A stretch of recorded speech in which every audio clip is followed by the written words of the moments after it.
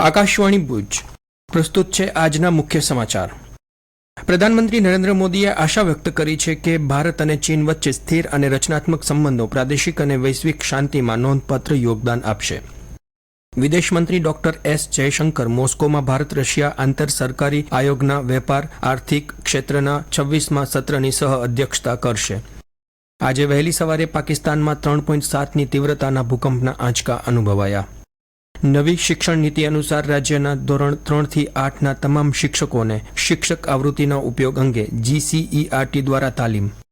અત્યાર સુધી કુલ 38,219 મેગાવોટની સ્થાપિત ક્ષમતા સાથે ગુજરાત દેશમાં પુનઃપ્રાપ્ય ઉર્જા ક્ષેત્રમાં પહેલા ક્રમે, 21,904 મેગાવોટ સાથે સૌર ઉર્જાનો સૌથી મોટો હિસ્સો।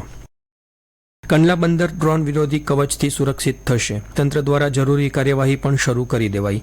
દુશ્મન દેશના ડ્રોનના સિગ્નલ જામ કરી ડ્રોનને 15 કિલોમીટર દૂરથી જ નષ્ટ કરી શકાય તેવી સિસ્ટમ વિકસાવવામાં આવશે।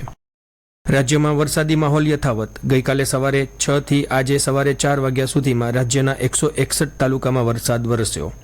દરિયામાં અમરેલી અને દીવની 4 બોટ ડૂબતા 25 ખલાસીઓને બચાવાયા। 11ની શોધખોળ ચાલુ। સૌરાષ્ટ્ર અને દક્ષિણ ગુજરાતના કેટલાક જિલ્લામાં 2 દિવસ ભારેથી અતિભારે વરસાદની આગાહી। કચ્છમાં પણ વિવિધ તાલુકાઓમાં સતત વરસાદ વરસી રહ્યો છે।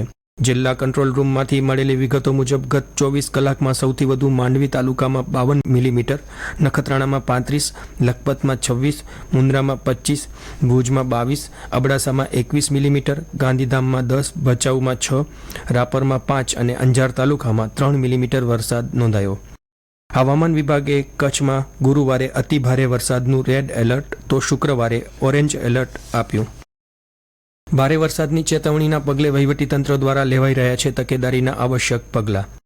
23 ઓગસ્ટ સુધી ભારેથી અતિભારે વરસાદની આગાહી વચ્ચે દરિયામાં ભારે પવન અને ઊંચા મોજા ઉછળવાની સંભાવના હોવાથી માછીમારી કરવા ગયેલી તમામ બોટોને તાત્કાલિક પરત બોલાવવા સૂચના અપાઈ અને 23મી સુધી દરિયો ન ખેડવા ખાસ સૂચના અપાઈ।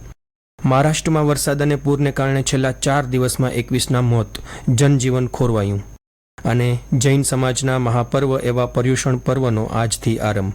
હવે પછીના મુખ્ય સમાચાર સાંજે 5:10 અપાશે।